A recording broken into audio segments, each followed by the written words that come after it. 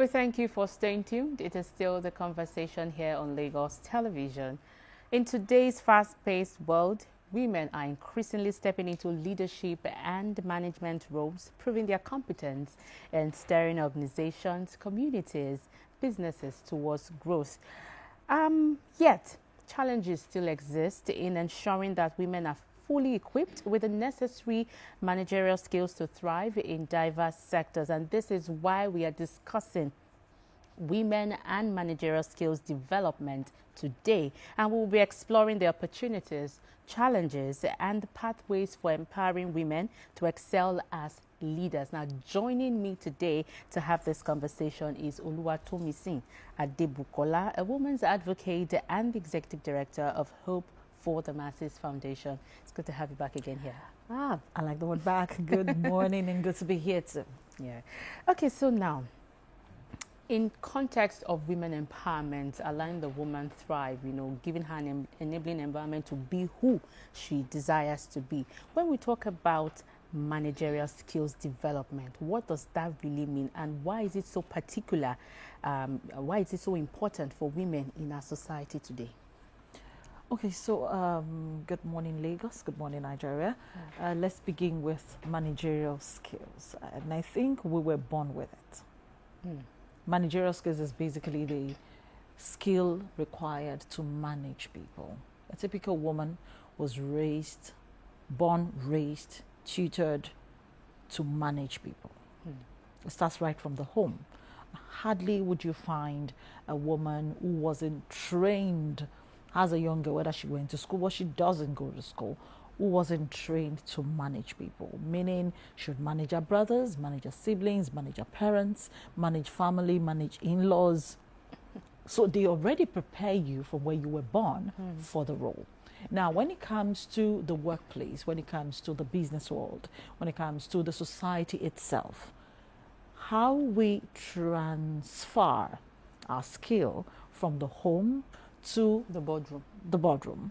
Or to the society is where the gap lies. So usually, just like for the man as well, every role that you're prepared for would also require you understanding where to operate. So for example, you're managing people in your father's house. When you get to your in-laws' place, you won't manage them the same way. The intuition to know when to say no, when to say nothing, when to act, when to not, would come with you training yourself to understand your environment. Same it is when you get to the boardroom. Same it is when you get to the society itself.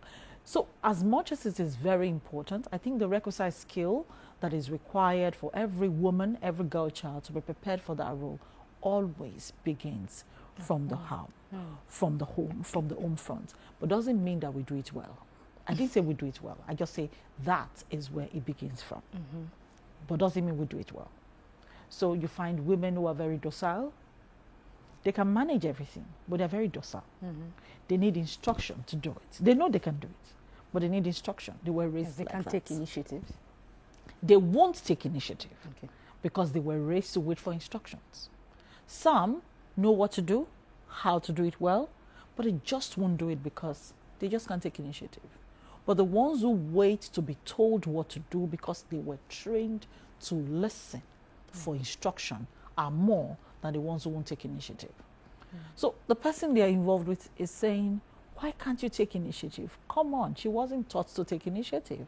She was taught to be obedient to instruction. So the training, the kind of training does matter. All right, so if we away from the home front now, let's look at it at the boardroom setting. I'd like you to touch on something, leadership skills, because we can't talk about management skills and not also talk about leadership skills. So what's the difference? Management skills, leadership skill. I have said that you're trained to have managerial skills. But you see, leadership is serving, following, as well as leading. Say that again, please.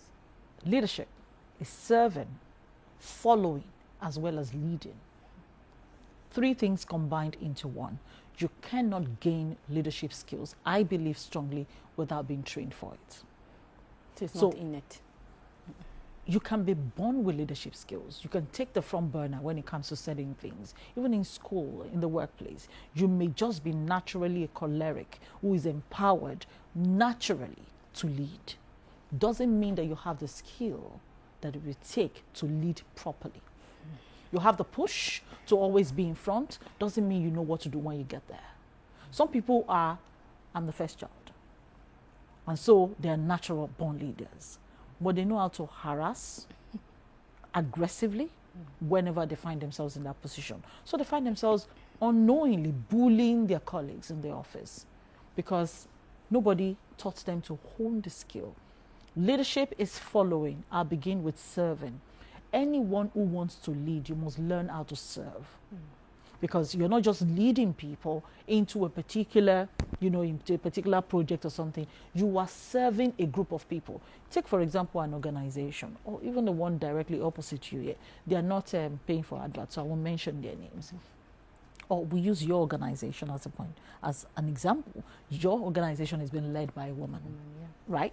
Now, if she doesn't know how to serve you guys, just imagine that she sits in her office. She doesn't come down. She doesn't talk to anybody. She just comes in and then she walks straight to her office. She writes everything on paper. She serves it to you and sends instructions.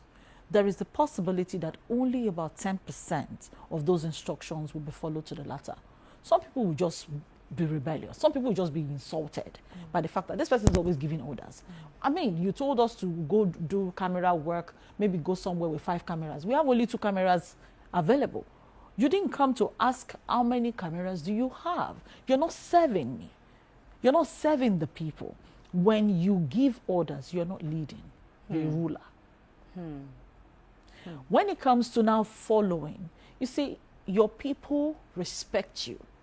They are willing to follow you because you follow them too. So it's a two-way street. So that arrow is not pointing at them alone. It's pointing at both of you. So you don't just give orders or instructions. You ask, what can we do better? I'm willing to follow your, in fact, I'm willing to follow your suggestions. Give it to me. Ask questions. Those things are not taught in your bedroom. You can read to learn, but they are practically taught in the classroom and sometimes by living it. And then when it comes to actually, you've followed, you've served, before you now lead, you must know where you are going. Nobody follows a leader that is directionless.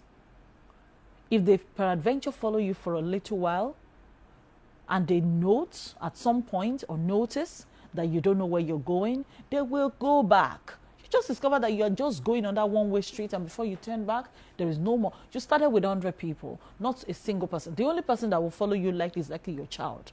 If the child belongs to the Gen Z group, she won't follow you too. She will go back home, sit and wait for you to come back and say, do you know everybody left? And then she will say, Mommy, you were going in the wrong direction. We all were not willing. Because she will tell you the truth. The other generations will just say, oh, God, when you were going, we were confused. We missed our way. They won't tell you the truth. But you see that one person? She will tell you the truth. A leader is someone who knows the direction where an organization, a group, a country, a state is going. You define the direction, you know it, you define it, you practically do the work before you start asking those questions. It's living by example. So you already know where you're going. You already know how to get there. But because you're not the only person who will do the job to get you there, you won't come with your ideas. So you come, you have your own notepad, you keep it, and then you say, I'm sure you guys are aware of the direction that we want to go as an organization. How do you propose we can get there? Let me give you guys time. Brainstorm in your different departments. Then let's come together. Let's do a brainstorming session sometime in 48 hours so we can all come together and then agree on where we're going. You have your own notepad. You do the same thing. They do the same. You come together 48 hours later. You're not saying instructions like, okay, so I've thought about it and I think this is the best way to go. And you don't waste their time either. By allowing everybody to talk, and then you say, you shut down this idea, shut down that idea. You're not an emperor. You're a leader, and you're a leader of people. Every instruction you give to people will be investigated, will be imputed, will be used, interpreted by people. So they must have an input in the idea before you give them that direction. Then you agree together and say, this is where we have agreed we're going. And this is how to get there. This feels like a masterclass, so I hope you have your notepads with you as well. That's right. So leadership school. Now let's look at cultural expectations. You know, we are very that's where the problem traditional is. on this side. Let's look at how cultural expectations or stereotypes affect Yes. women in pursuing management roles. And there are some tables that we are going to shake, but let's start from here first. Daddies and mommies, I'm very sorry, So I usually apologize to daddies and mommies first, because sometimes the fault is not even with the man. In fact, many a time, It's not with the men. the fault is not with the man. I did say earlier, if you teach a lion to be a goat, it would imbibe goatly characteristics, but it will never be a goat. But if you teach a goat to be a dog, albeit the behavior seems close, but you would see an anomaly, right?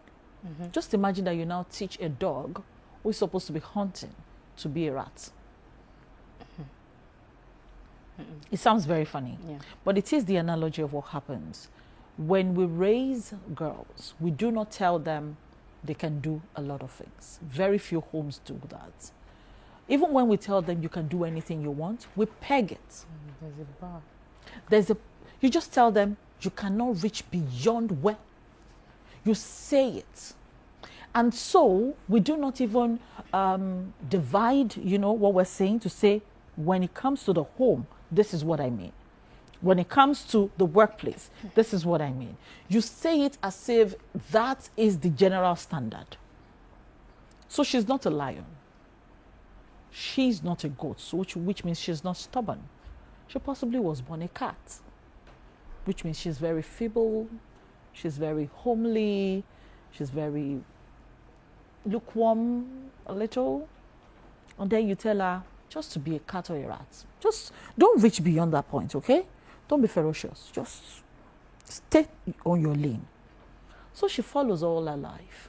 She gets to the peak of her career, but she never reaches for anything because she's just been told to stay in that lane.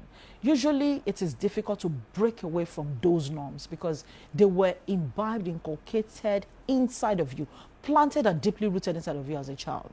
So for that person to break out, the person needs to go for therapy. First of all, disabuse your mind of everything you were taught, which means everything you've ever known.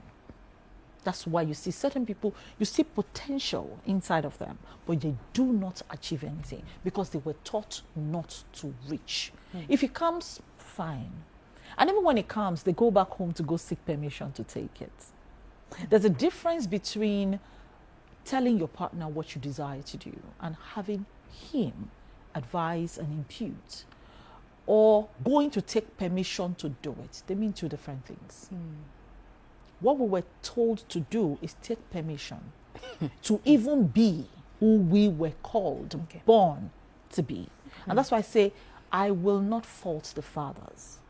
These lessons were handed down by our mothers. Our mother would say,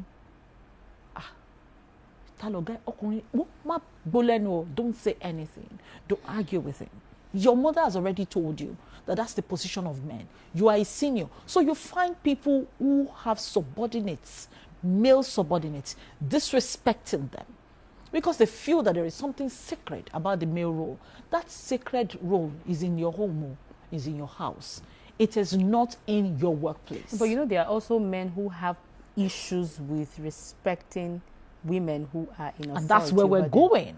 And that's where we're going. Some men would say, the moment they promote a woman above me, I will resign. I can't work for a woman. Because they were also taught by the same women in their houses. So they harass their younger sisters, their elder sisters, simply because they are men. They were taught not to respect women from their home. If as a woman you have a boy and you place a demand on your boy child to respect his sisters, trust me, he will get out and respect every girl he meets. But when he harasses his sisters, older or younger, and he feels that he has the right, is the lord of the manor, you've already told him that, Omo, you are in charge of everybody. You are the boss everywhere you go to. Every human being born by a woman is a boss in their own rights. You take your place or you refuse to. But please don't blame me if you don't take yours. So if you come to me and you harass me, it's not possible. It's not even possible. You look at my face before you try it. But basically, I think it all comes down to this idea of it's a cultural society. Our culture, coincidentally, does not permit disrespect. Let's take, for example, the Hausa woman. She's not Yoruba, but she's not harassed. Do you know they have more power to divorce? Do you know they divorce faster than every other tribe? She basically can look the man in the face and say, I'm not doing it again. And she says it twice, 3 times, and she's done. 3 times, it's 3 times. Before a Yoruba woman will contemplate that, she will go and do family meeting more than 3, 4, 5 times. They will beat her on top of the family meeting. In fact, her uncle will slap her. She will still go back to the same house. The husband will beat her for taking him to that place. Our culture does not. We have turned family tradition and subjugating women into a culture. It is not in our culture. Anybody that says it's in our culture should come and tell me why Moremi ever led. Why did Moremi ever lead? Why is it that an Iyaloja will go to the palace and tell Kabisi, they are not selling in the market today, and it will stand? Why couldn't Kabisi have said, okay, Iyaloja, because you said you go and stone her, because she dared to speak to me? No. We brought all of those things about through selfishness. Selfishness, that's how it all came. And it became a tradition. We now turn it to our culture. It's not our culture, it's tradition. Okay. Let's take this a bit higher now. There's a common perception in our society that ambitious, career-driven women cannot sustain a happy marriage or stay under a man. This one is very... It is true. Okay, so there are 2 ways to it. It is true and it is also not true at the same time. It's an individual thing. But you'd agree with me that when you get to a certain level of success, it is difficult to submit. Okay, let me let you talk. It is difficult doesn't mean it is impossible. It is difficult doesn't mean it is not right for you to submit. It is just that it is difficult. It is difficult because there's a Yoruba proverb that came to my mind. It says, well, you will get, so it simply means your character would never leave you, irrespective of how hard you try. It's like smoke is going to come out. So irrespective of how hard you try. But you see, I believe that what makes a woman more powerful is understanding your role in every place that you meet yourself. You're a career woman, you're driven. I take myself, for example. I'm a driven, self-driven career woman. I do not take no for an answer. It does not exist in my dictionary. I will not take it. I don't disrespect myself. I don't accept it. And I do not walk in any place. Any place. I won't walk there. I won't put myself in a situation where I will be disrespected. If I find myself being disrespected, I will silently walk away. I'm not cantankerous. I don't fight. I don't argue. It is training, and it's a personal choice. But you see the interesting part. One of the things I learned along the way, as soon as I understood where I was going and how I was going to do it, one of the things I learned along the way was how to force myself to respect people. I won't pass you without greeting you. I learned that as a child, as a teenager. I would not pass you without greeting you. So I have inculcated the habit of greeting high and low along the way. And that helps me to stay humble. So I learned humility like I would learn leadership. I learned humility like money management. I will not disrespect anybody. If I find myself raising my voice, I will go back to say, I'm sorry. I'll repeat what I said. It is personal training. It could get to your head. It could, because as humans, the moment you start going as you're climbing, you feel like pride you feel yourself. You feel yourself. You know. There are times you look at yourself in the mirror. You know, you look at yourself in the mirror and say me. But you must stay humble. That's one lesson I will leave with every woman listening today. You must stay humble. Humility helps you much more than pride would ever elevate you. Pride could make a lot of people look at you and say, oh, I like the way she carries herself. But humility would take you places. Because you will open doors your mates who are proud could never open if you stay humble. And one of the places where a woman really needs the man in the house is somebody needs to keep you on your toes and somebody needs to watch your back. Yeah. As a woman who is achieving a lot, you need a man to watch your back. You need someone. If you choose not to marry, it's a different thing. I'm not saying there's any fault with it. No. But if you choose to be in that relationship and the man is on your side, because there are ways to it. The man may not be on your side, though. But if you have a man who is on your side supporting you, the man who has got your back, I plead with you to be humble, because that man will watch your six. Every single time you're stepping out, is watching your six. And because you would always have somebody to run your ideas by. So when something is happening, you can easily say, do you know I went somewhere today and I was confused? Before you pick it, he has picked it. And then if you're a spiritual person, because you are also someone who is a high flyer, your husband knows it, your man knows it, he is praying for you. So there are times that he would sense, something is not quite right. He'll pray for you about it. And then when he calls you, he's like, what happened? I prayed about this, I prayed about it. I think you should watch this. When you are achieving a lot, you are also too busy to think. You are also too busy. I can tell you for free. My friend was telling me this morning, I said, I have a book launch this afternoon. I committed to it over a month ago, and I cannot remember. And when I got the reminder this morning from the event planner, I'm like, oh, Jesus, what kind of life is this? I couldn't remember. And my friend was like, I traveled. Only one day I traveled. You forgot all of your... Simply because she was there when I had the meeting. So she knew that event was going to take place. But she was like, oh, that's true, But I forgot, totally forgot. Why did I forget? I am busy thinking about other things that are much more important to me at that point in time. But just imagine that you have your agenda, you discuss it with the man every time. And the man looks at you and says, babe, aren't you supposed to have something, a book launch or something in September? Can you remember? You will remember, you go back to it. Both of you cannot forget at the same time. Yeah. Okay, let's also move to this other table now. Some people believe that women who step into leadership roles lose their femininity and become too tough. Now, how can women balance the managerial skills? Do you think it is true?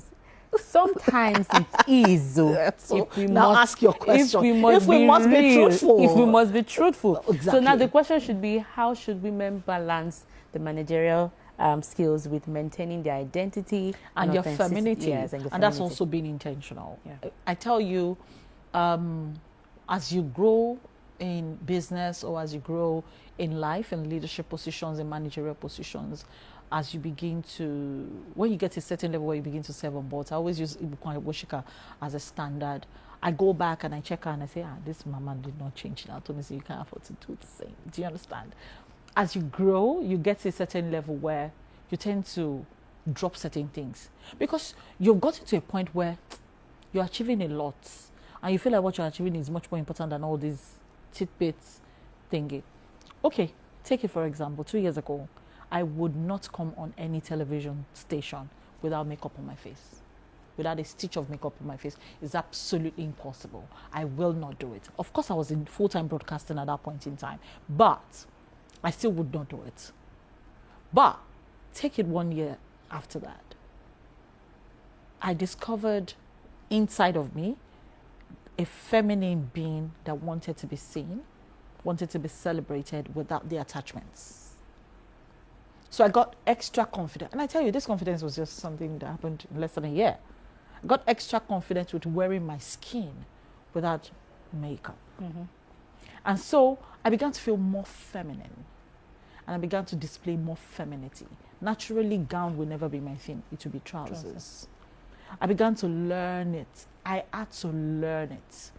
Then I found out that it actually makes you feel beautiful. You have to reacquaint yourself with femininity the higher you go. The more you behave like a man, you see, they say you think like a man, you behave like a man, you must look like a woman.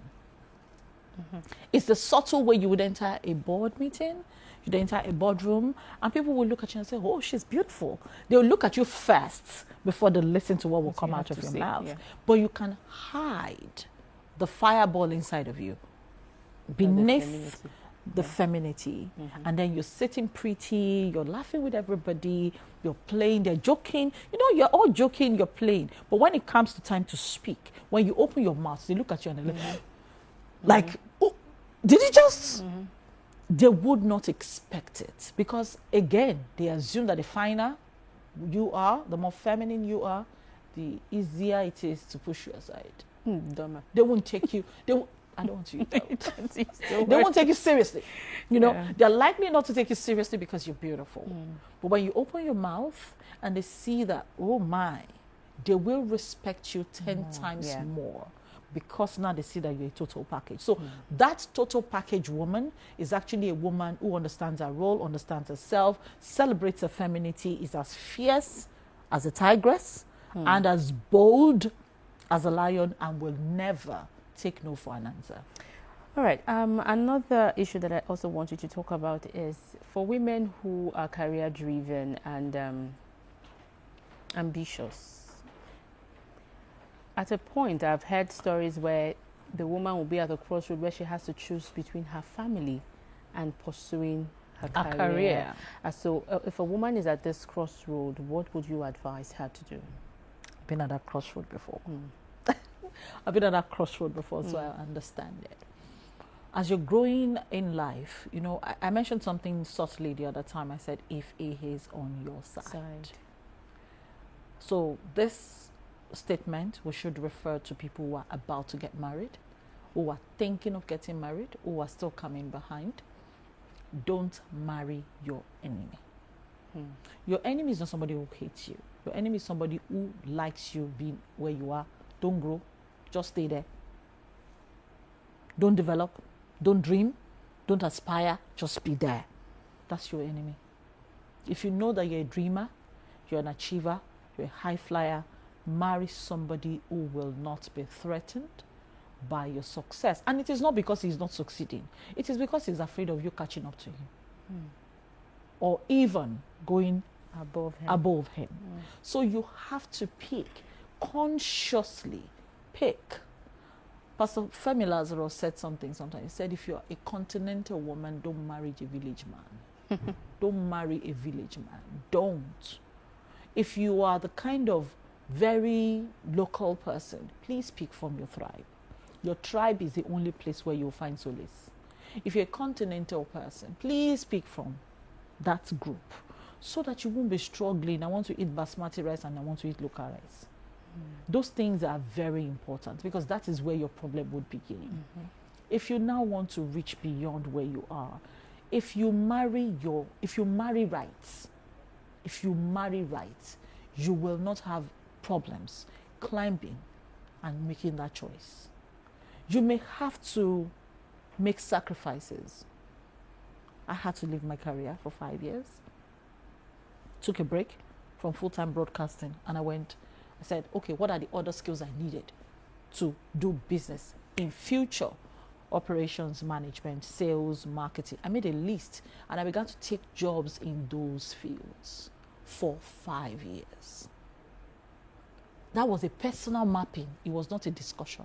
It was done between myself and my mentor. I knew where I was going and I mapped it. Okay, I had tutelage. I must not take that for granted. I had someone I could go back to. But there were moments, huge moments of sacrifice. Huge moments where I had to resign a job because it said so. Was it comfortable? Was it convenient? Did it lead to the right place? That's my personal story. You can go buy my book to find out that. But if you will make the choice of getting married, marry someone who is going to be 100% on your side. Don't hide who you are. Don't say, because I have been single for a long time, let me just pretend not to be a high flyer so I can marry this man. When you want to start flying tomorrow, he will cut your wings. If he does not know how to, he will invite his family members to come and help him cut your wings. Let him know you're a high flyer. Marry from your tribe. Once you've done that, you're fine. You're good, then you can begin to dream higher. You won't have to make that difficult choice of your career. But as a woman, Same as a man. It's not limited to women. Women more, because we're the ones who nurture. We're the ones who build a home. We're the ones who nurture the children. Women more, you would have to make sacrifices, and you must make those sacrifices. Because again, how good would you feel? You've achieved so much and your children didn't turn out right. So you will need to make those sacrifices when the time comes. But it doesn't mean it's a permanent sacrifice. It's a short-term sacrifice, which you would do and then go back to what you were meant to be doing. You mentioned something about mentoring, and it just caught my attention to it. So let's talk about how important is mentoring for, especially for young women who are aspiring, to becoming. If you're aspiring to do anything, apart from waking up and sleeping every day, if you think in the morning of being anything, you have to have a mentor. It doesn't have to be formal. For me, it was formal because I was more in the business line, so I knew that I needed formal mentors. But it doesn't have to be mentorship that is direct and formal. But if I will advise, I would actually say go for it. Full-time mentoring. Someone that you will be accountable 100% to. Someone you will not hide from. You need that mentoring. It is the only way to not feel like you are flying high when you are actually flying low. It is the only way to keep you humble, to keep you on your toes, and then to measure your success over time. When you get married, your husband could be like a part-time. You guys are accountable towards each other. But you see, mentorship is different from accountability only. Mentorship is somebody holding you by the hand and leading you.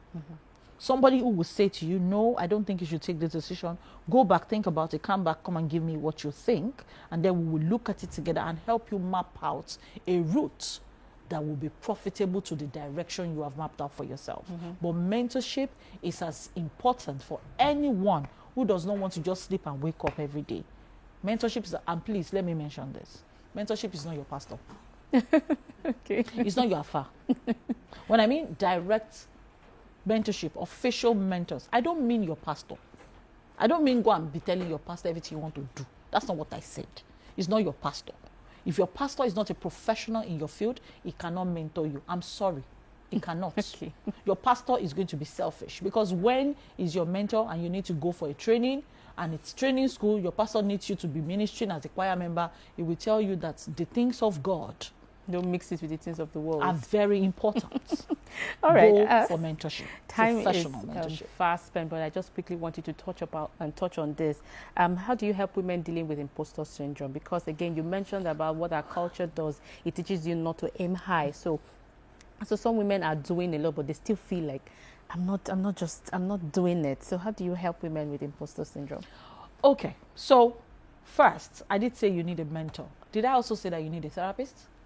Okay, let me tell you now. You need a therapist. And please, again, your therapist is not your pastor. It's not your spiritual leader, your religious pastor, whatever. It's not. You need a therapist. Your therapy can be group therapy. It could be a group of friends. It could be a hangout. It could be a place where you guys just onboarding. But you need a professional therapist. If you want to unbundle what has been locked up inside of you as a child, and 40 years later you discover that, oh, I was a goat when I was supposed to be a lion, and you want to change direction, you need to understand how you got to where you are. You need a therapist. It's not a shame to go for therapy. Oh, we must leave this conversation here. Time will not permit us to continue, but this is one enlightening and interesting conversation. Oh, she said it's a masterclass. You can come and film it. It's a masterclass. We must thank you again, Oluwatomisin Adebukola. It's a pleasure. A women's advocate and executive director, Hope for the Masses Foundation. Now, we have spoken extensively on women and managerial skills development. Thank you so much for sharing insights on this topic. It's my pleasure. Good to see you again and look forward to being here back. Thank you. The conversation continues after this. Stay with us.